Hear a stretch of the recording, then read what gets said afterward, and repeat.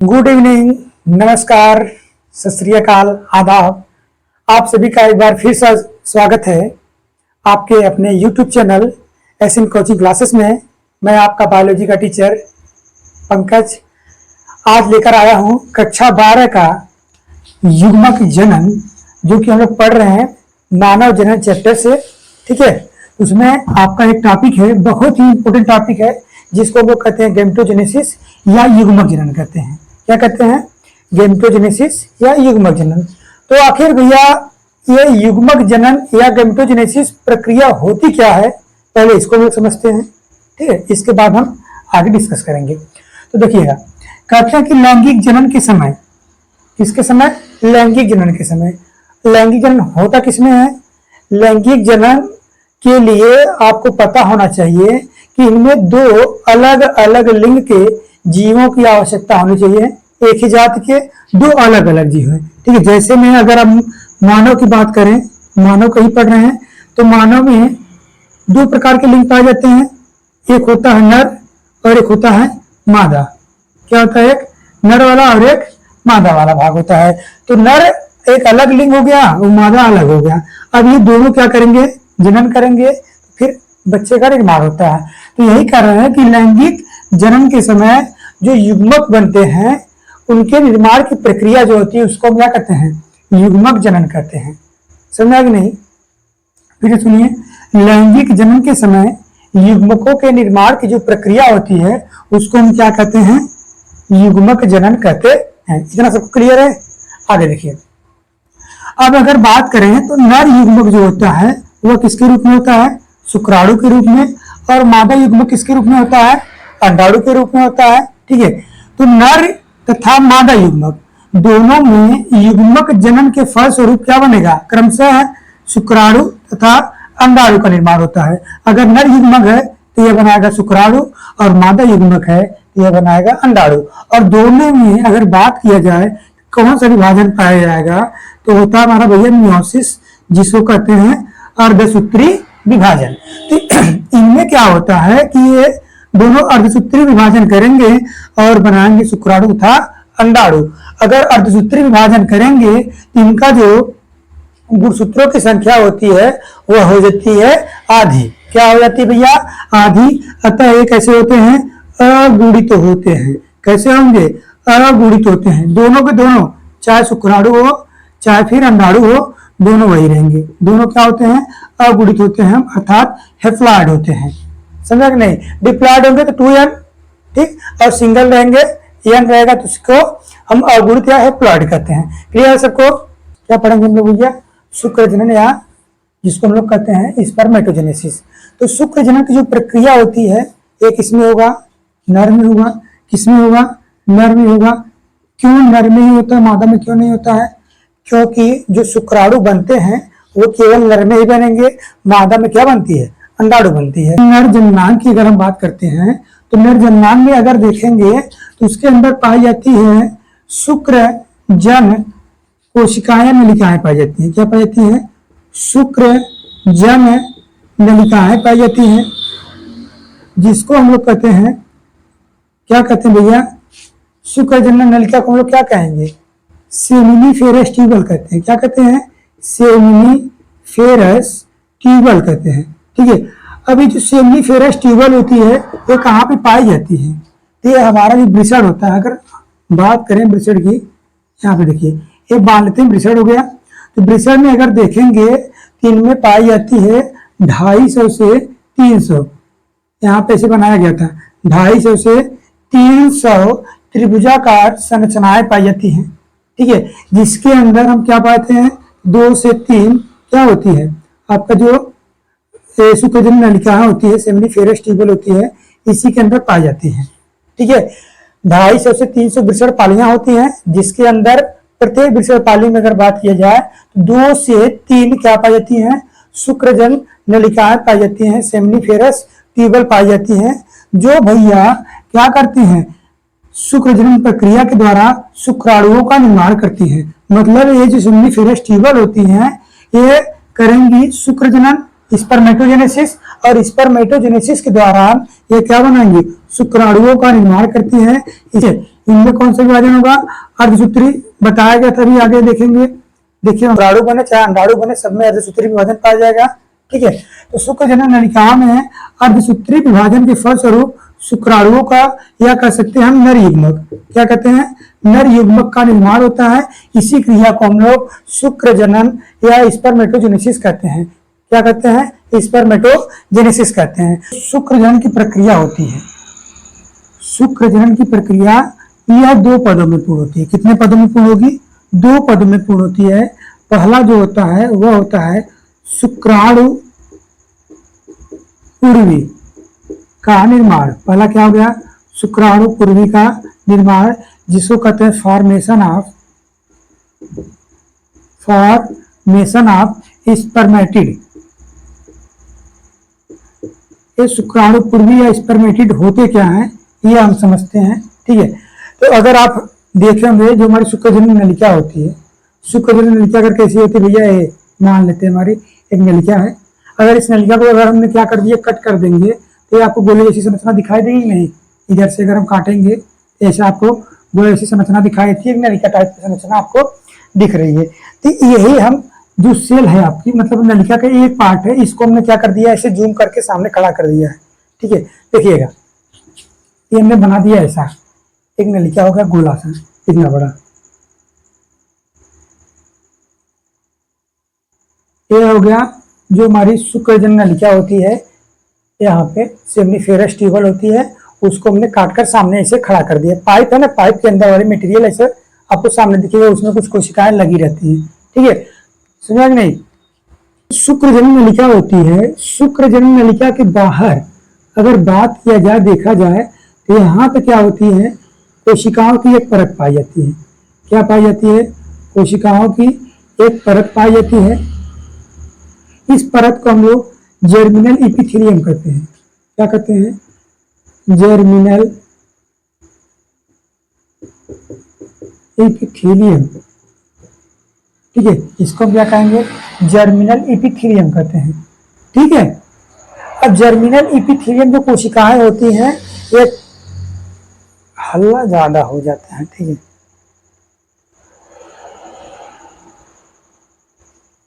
तो germinal epithelium जो होती हैं, इनकी कोशिकाएं क्या करती हैं, बाहर से संयोजी ऊतक द्वारा, किसके द्वारा?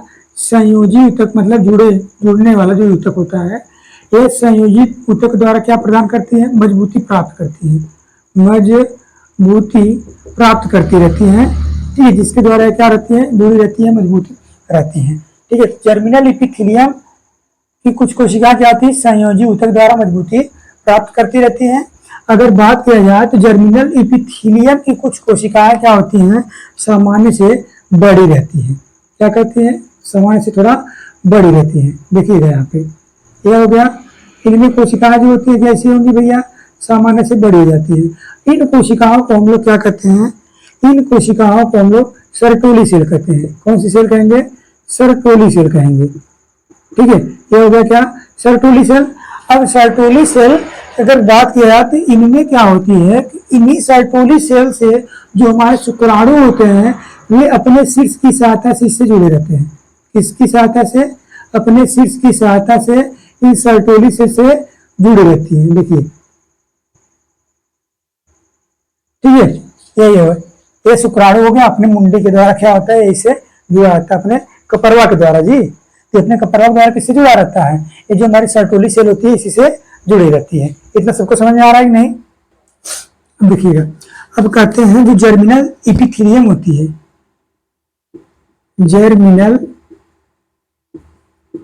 एपिथेलियम, जर्मिनल एपिथेलियम की कुछ कोशिकाएं, ये हमारी जर्मिनल एपिथेलियम कैसी होती है? 2n होती है। इनकी कोशिकाओं में क्या होता है? बार बार विभाजन होता है, और बार बार विभाजन के फलस्वरूप यह बनाती है प्राइमरी जर्म सेल। क्या बनाएंगी? प्राइमरी जर्म सेल का निर्माण करती है। ठीक है, ये क्या बना लिया?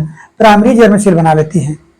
ठीक है, तो जर्मिनल एपिथेलियम की कोशिकाओं में प्राइमरी, मतलब बार बार विभाजन के फलस्वरूप क्या बनता है? प्राइमरी जर्म सेल बनेगा। यहाँ पे जो विभाजन होता है वो होता है माइटोसिस, समसूत्री विभाजन। तो ये भी मार्क कैसा होगा? 2n होगा। अब जो प्राइमरी जर्म सेल होती है, प्राइमरी जर्म सेल में विभाजन फिर होगा, इनमें क्या होता है, प्राइमरी जर्म सेल में पुनः विभाजन होता है और इनसे कोशिकाएं बनती हैं। देखिएगा, इनसे बन गया एक कोशिका, ठीक है, इनसे हमने मान लिया बन गई एक कोशिका, और इस कोशिका को हम लोग स्पर्मेटोगोनिया कहते हैं। क्या कहते हैं? स्पर्मेटोगोनिया। ठीक है, इन कोशिका में क्या हो गया, डिवीजन हुआ। ठीक है, इनमें हुआ तो यह बना, इनमें डिवीजन होगा तो यह बन जाएगा। यह भी आपका होगा 2m, क्योंकि अभी यहाँ पे हम जो मियोसिस होती है, अर्धसूत्री विभाजन होती है, नहीं हो रही है, तो यहाँ भी वही माइटोसिस हुआ। माइटोसिस होने के पश्चात यह क्या बना लिया, स्पर्मेटोगोनिया। क्या बना लिया, स्पर्मेटोगोनिया। ठीक है, अब देखिए, स्पर्मेटोगोनिया जो होता है यह वृद्धि करके क्या बनाती है, प्राइमरी, क्या बनाएंगी, प्राइमरी स्पर्मेटोसाइट बनाती हैं।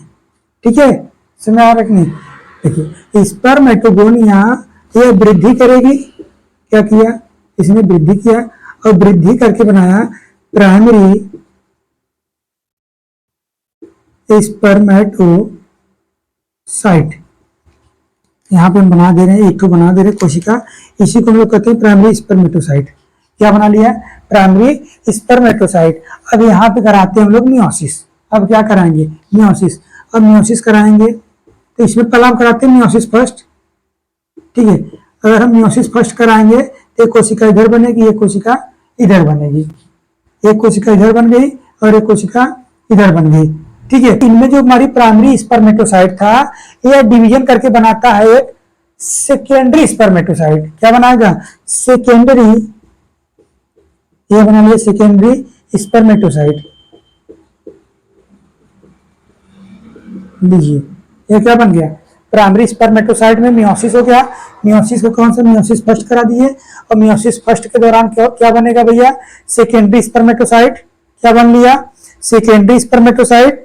हाँ, अब इनमें क्या होता है, अब फिर यही आगे चलकर बनाती है हमारी स्पर्मेटिड बनाती है। क्या बनाती है, स्पर्मेटिड। फिर इनमें कराते हैं हम लोग भैया, देखिए यहाँ से हम लोग करा दिए हैं, यहाँ पे करा रहे हैं। ये जो हमारी सेकेंडरी स्पर्मेटोसाइट थी, इनमें हमने करा दिया, एक इधर थी एक इधर है, इनमें हमने करा दिया भैया मियोसिस सेकेंड। क्या करा दिया, मियोसिस सेकेंड। अब इनमें करा दिया मियोसिस सेकेंड। अब मियोसिस सेकेंड करा देंगे तो एक इधर, एक इधर, एक इधर और एक इधर, यहाँ पे आपकी सेल बन गई। कितनी सेल बन गई, 4। अब सभी हो जाएंगे हेप्लॉइड, एबीएन, एन और एन, हेप्लॉइड हो गई। जब हमारी सेकेंडरी स्पर्मेटोसाइट में अगर हम मियोसिस सेकेंड कराएंगे तो हमारा बनता है भैया, क्या बनेगा, स्पर्मेटिड बनता है। क्या बनता है, इसको हम लोग कहते हैं स्पर्मेटिड। क्या बन गया, स्पर्मेटिड का निर्माण हो जाता है। समझ नहीं? और जो यही स्पर्मेटिड होते हैं, ये होते हैं भैया छोटे, गोल और अगुणित होते हैं। कैसे होंगे, छोटे, गोल और अगुणित होते हैं। इतना सबको समझ में आया, स्पर्मेटिड का निर्माण कैसे हुआ। हमारा जो सेकेंड होगा वह होता है शुक्राणु का निर्माण। किसका निर्माण, शुक्राणु का निर्माण। हम सेकेंड क्या पढ़ेंगे भैया, शुक्राणु का निर्माण, जिसको हम लोग अंग्रेजी में बोले, जिसको हम लोग अंग्रेजी में क्या बोलते हैं, फॉर्मेशन ऑफ स्पर्म, शुक्राणु का निर्माण। ठीक है, यह हो गया फॉर्मेशन ऑफ स्पर्म। तो शुक्राणु का निर्माण कैसे होता है, अगर आप लोग देखेंगे तो आप लोग देखें भैया कि स्पर्मेटिड बन गए। क्या बने थे, स्पर्मेटिड। कैसे बने थे भैया, जो सेकेंडरी स्पर्मेटोसाइट थी उनमें विभाजन हुआ और वह विभाजन करके बनाती थी कितने, 4 ठो, 1 2 3 और 4। ये चारों क्या हो गए, स्पर्मेटिड, सॉरी हाँ, ये क्या हो गए, स्पर्मेटिड बन गए। ठीक है, ये चारों कैसी हैं, एन है, एन एन एन और एन, ये सब कैसी हो गए, अगुणित हो गए। तो अगर आप देखेंगे जर्मिनल इपिथेलियम से क्या बन गई, स्पर्मेटिड का बन गया है। अब स्पर्मेटिड जो बना है, ठीक है, इनमें क्या होता है, मेटामॉर्फोसिस। क्या होगा, मेटामॉर्फोसिस। जितनी भी स्पर्मेटिड है, सभी में क्या होता है, मेटामॉर्फोसिस।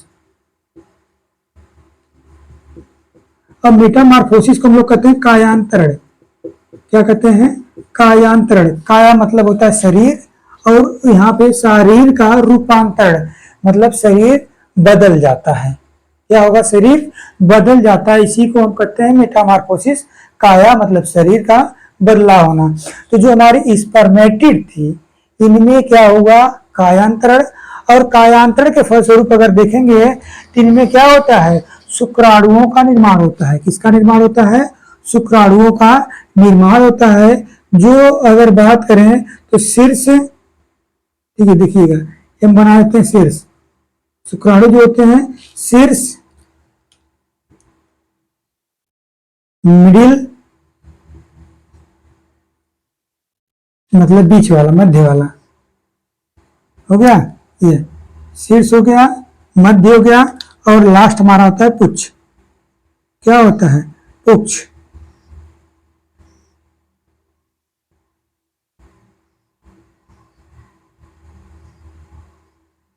ठीक है, तो जो हमारा क्या बन गया जी, तो आइसक्रीम बन गया क्या, मान लीजिए शुक्राणु है। ठीक है, तो जो शुक्राणु बने हैं मेटामॉर्फोसिस के फलस्वरूप, जो शुक्राणु बने होते हैं ये 3 भागों में डिवाइड होते हैं। ऊपर वाला होता है शीर्ष, शीर्ष भाग में, हेड में, बीच वाला होता है मध्य भाग, और लास्ट वाला जो भाग होता है वो होता है टेल मतलब पुच्छ वाले भाग में। ठीक है, ये क्या होगा, पुच्छ भाग। तो शुक्राणु जो होते हैं किसमें बटे होते हैं, शीर्ष, मध्य और पुच्छ में बटे होते हैं। कायांतरण के फलस्वरूप स्पर्मेटिड से स्पर्म शुक्राणुओं के निर्माण की जो प्रक्रिया होती है उसको हम कहते हैं स्पर्मिनोजेनेसिस कहते हैं। क्या कहते हैं, स्पर्मिनोजेनेसिस। जेनेसिस मतलब इसको कहते हैं शुक्र कायांतरण। क्या कहते हैं, शुक्र कायांतरण। इस प्रक्रिया को हम क्या कहेंगे, स्पर्मेटिड से शुक्राणु बनने की प्रक्रिया शुक्र कायांतरण अर्थात स्पर्मिनोजेनेसिस कहलाती है। क्या कहलाती है, स्पर्मिनोजेनेसिस कहलाती है। क्लियर है सबको, हाँ जी, इतना समझ को समझ में आया। तो हम लोग एक एक टॉपिक लेकर आगे बढ़ते रहेंगे इसी तरीके से, और आप लोग अपना इसी तरीके से अपना सपोर्ट बनाए रखिएगा। ठीक है, अब हम मिलते हैं आपसे अगले वीडियो में, और जो हमारा अगला टॉपिक होगा वह होगा कि जो हमारी स्पर्म होती है उसकी संरचना कैसी होती है, इसको लेकर हम आएंगे जल्दी। ठीक है, तब तक के लिए बाय बाय, टेक केयर, और पढ़ाई करते रहिए।